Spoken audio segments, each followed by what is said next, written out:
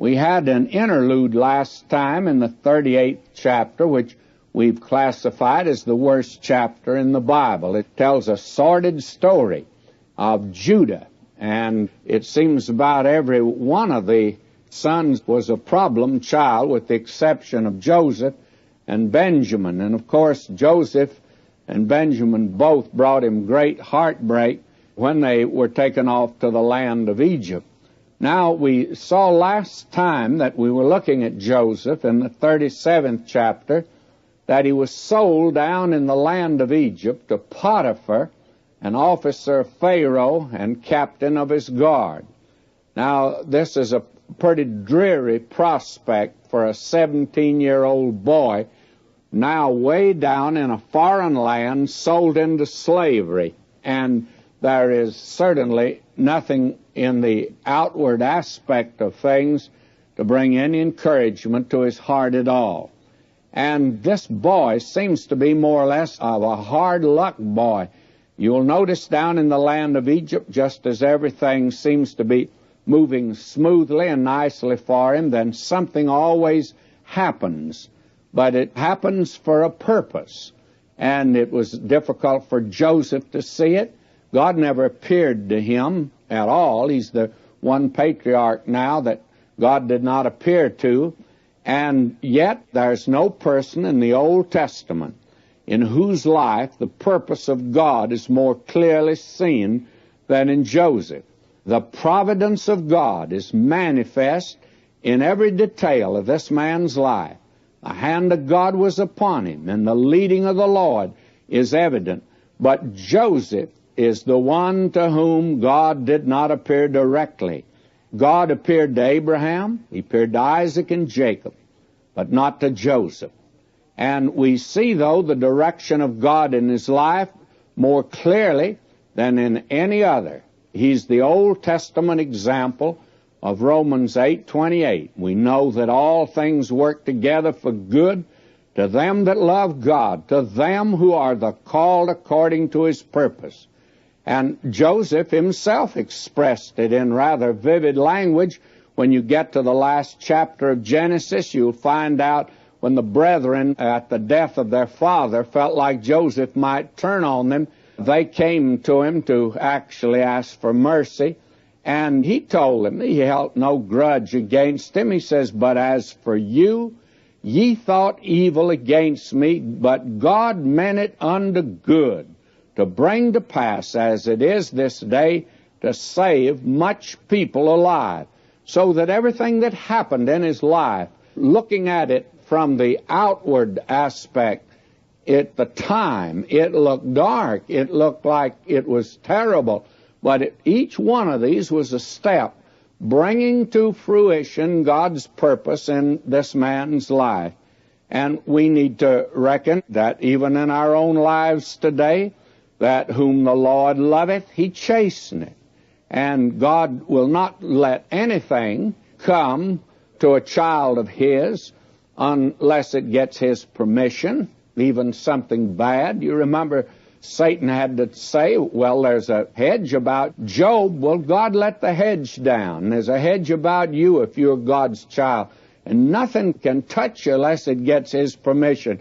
And friends, if it gets his permission, all things are working for good. Even our misfortunes, our heartbreak, our suffering are for good in his glory.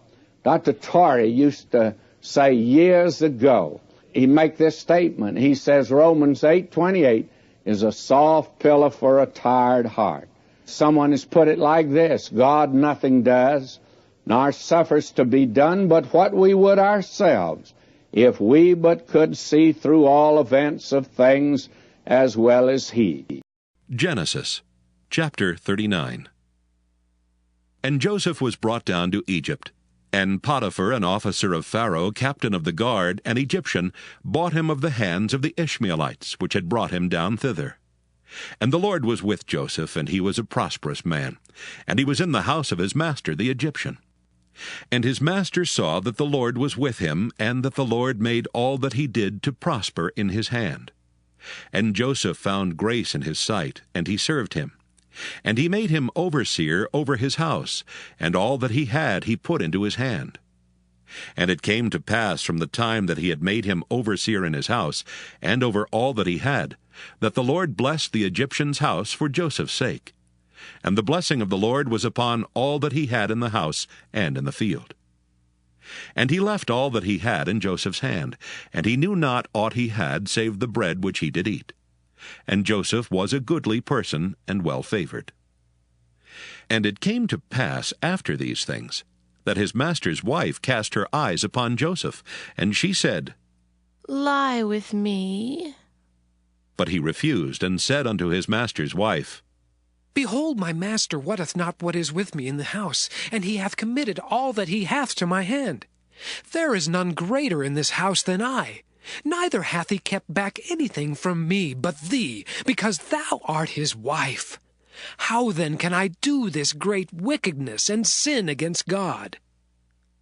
And it came to pass, as she spake to Joseph day by day, that he hearkened not unto her to lie by her or to be with her. And it came to pass about this time that Joseph went into the house to do his business, and there was none of the men of the house there within. And she caught him by his garment, saying, Lie with me. And he left his garment in her hand, and fled, and got him out. And it came to pass, when she saw that he had left his garment in her hand, and was fled forth, that she called unto the men of her house, and spake unto them, saying, See, he hath brought in an Hebrew unto us to mock us. He came in unto me to lie with me, and I cried with a loud voice. And it came to pass, when he heard that I lifted up my voice and cried, that he left his garment with me, and fled, and got him out. And she laid up his garment by her until his lord came home. And she spake unto him according to these words, saying, The Hebrew servant, which thou hast brought unto us, came in unto me to mock me. And it came to pass, as I lifted up my voice and cried, that he left his garment with me, and fled out. And it came to pass, when his master heard the words of his wife, which she spake unto him, saying, After this manner did thy servant to me, that his wrath was kindled. And Joseph's master took him, and put him into the prison, a place where the king's prisoners were bound, and he was there in the prison. But the Lord was with Joseph, and showed him mercy, and gave him favor in the sight of the keeper of the prison. And the keeper of the prison committed to Joseph's hand all the prisoners that were in the prison, and whatsoever they did there, he was the doer of it. The keeper of the prison looked not to anything that was under his hand, because the Lord was with him, and that which he did, the Lord made it to prosper. Now let's follow this young man Joseph, and we'll see what's going to happen to him.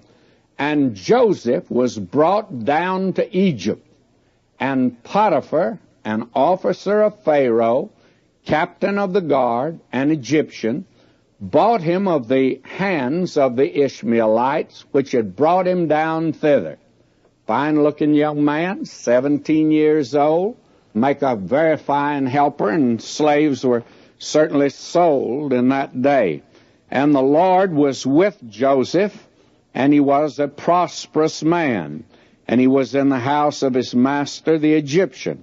Now, immediately that he gets into the home of Potiphar, an officer of Pharaoh, while the Lord was obviously with him. A blessing came to that home.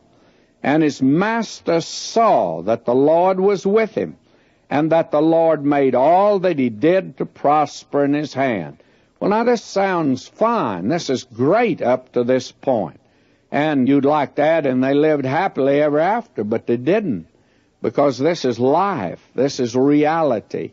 And the child of God's going to encounter temptation and trouble and problems in this world. This is what's going to happen to Joseph. Now notice, verse 4, And Joseph found grace in his sight, and he served him, and he made him overseer over his house, and all that he had he put into his hand. Now just think of this. Because of the way that Joseph served, why, he's elevated now to the position where he handles all of the material substance, the chattels, I guess even the real estate of this man. In other words, the man trusted him with everything.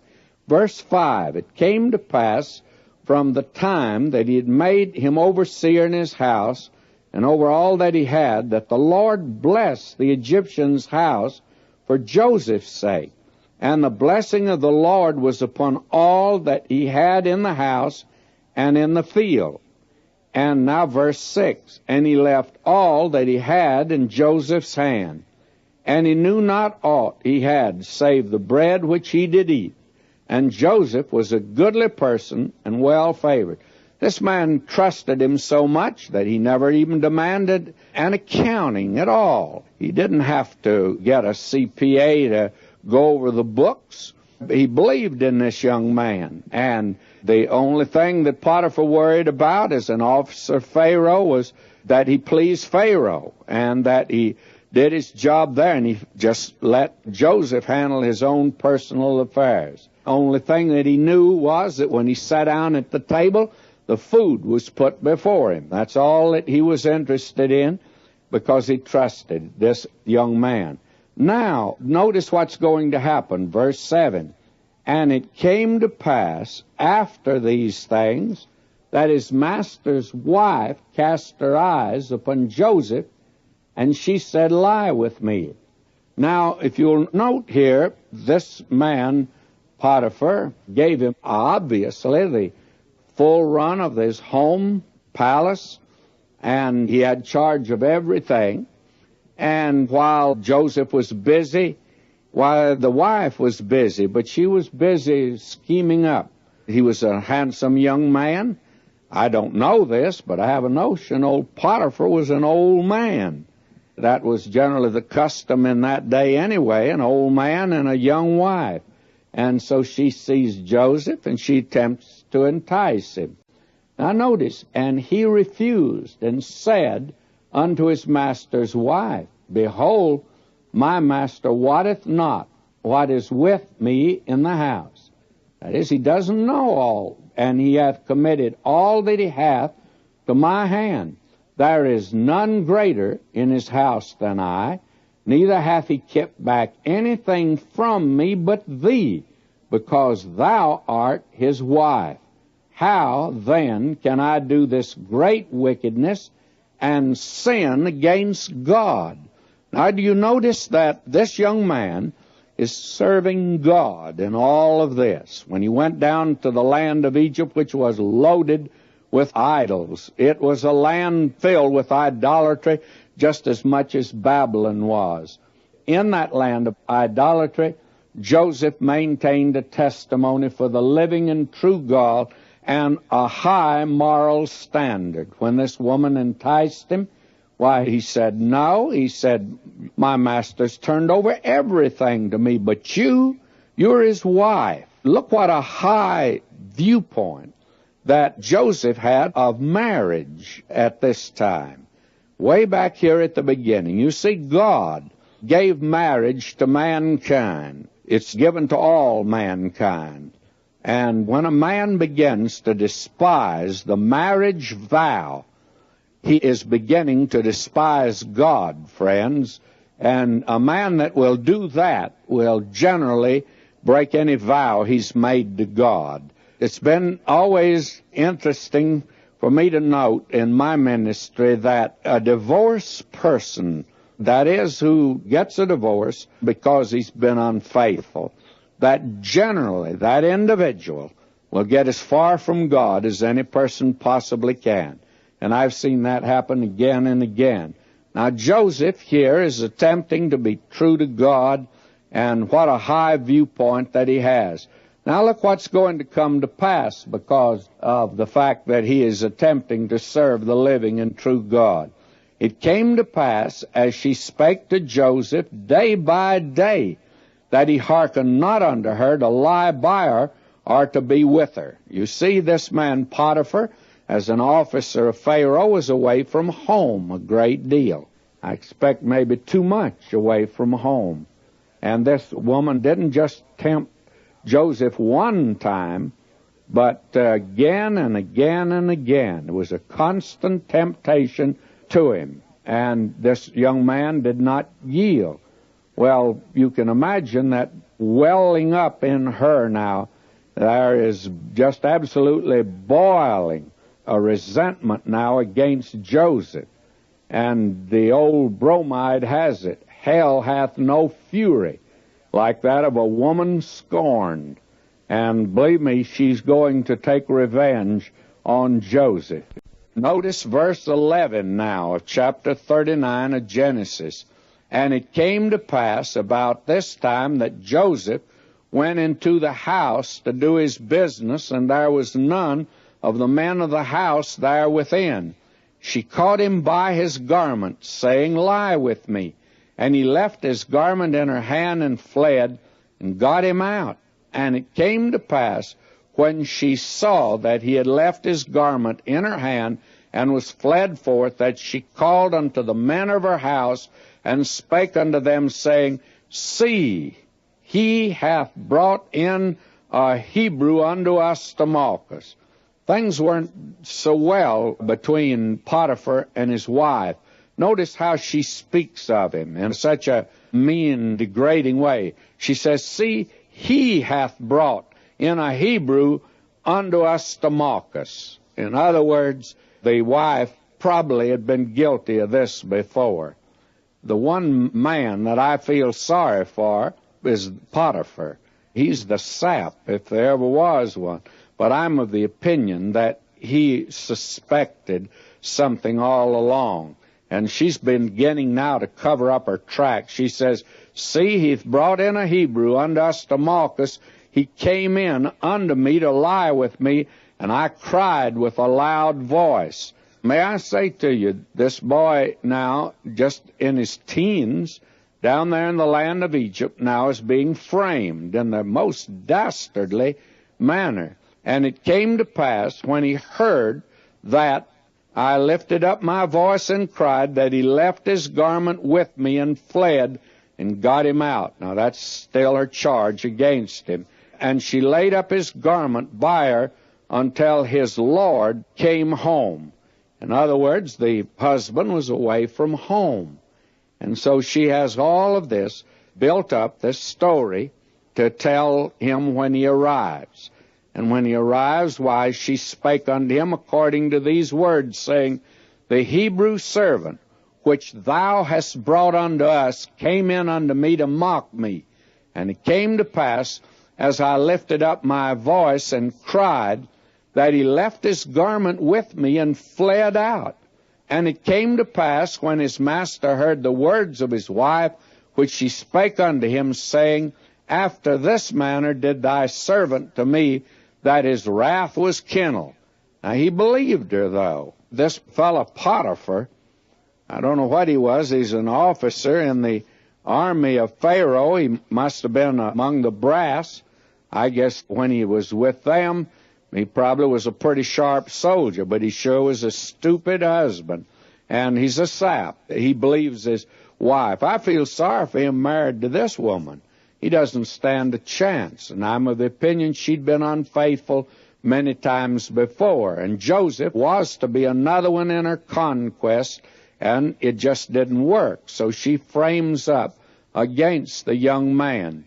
The charge now is brought against him, and Joseph's master took him and put him into the prison, a place where the king's prisoners were bound, and he was there in the prison. Now, here this boy is certainly having bad luck, is he not?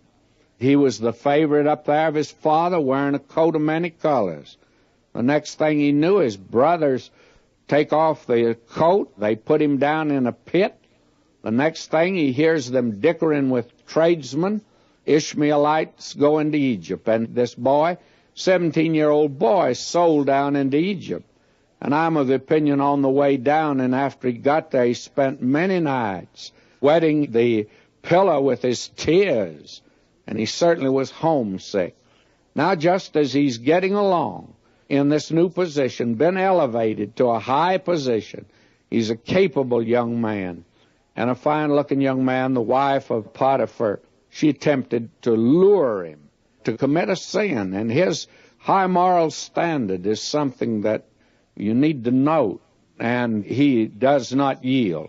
And as a result, Why, she frames him, and the poor boy doesn't stand a chance. After all, you can see the position that Joseph is in. He's a slave. And though he's been elevated, he's still a slave. And on the other side, here is Potiphar's wife.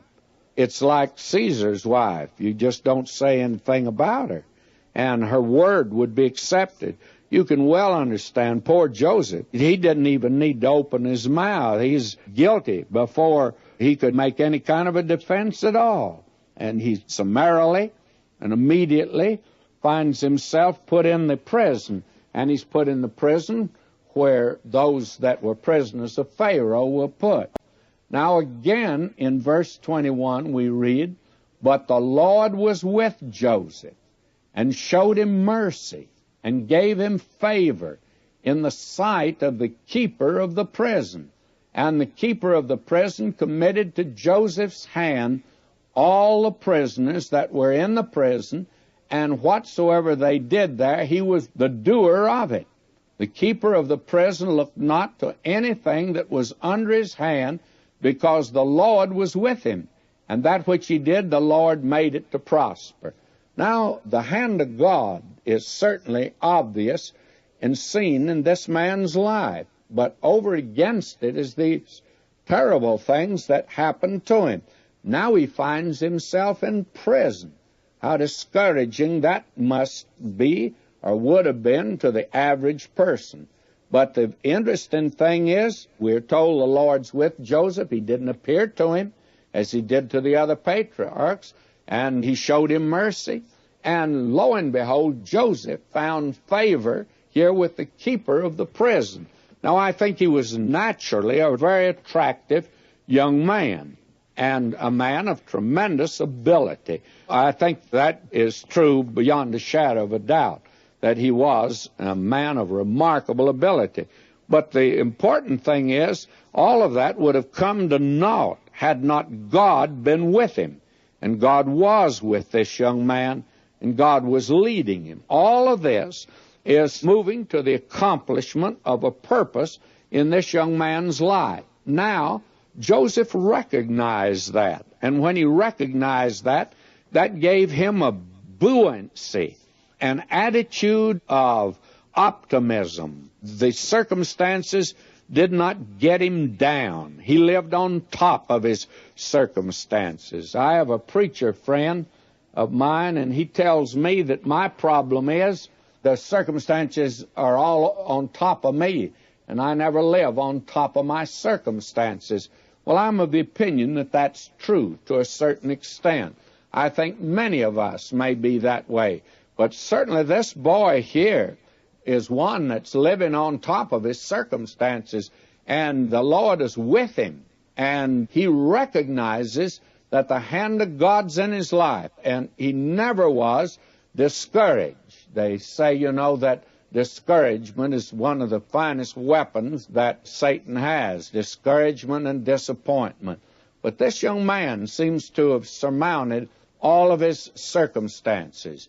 And we find here the chastening of the Lord. It's grievous at the time, but it's going to yield a peaceable fruit of righteousness in the life of this boy.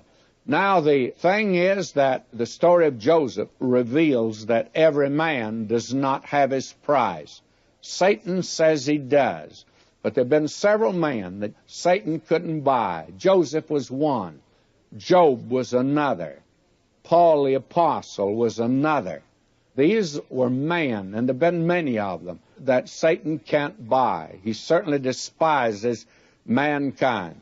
And poor old Potiphar here, he's the one to be pitied, and not Joseph, actually. And it's a good thing Joseph is out of that home, but God's moving in his life. Was it the will of God for Joseph to be put in prison? Well, it's almost essential for him to be there.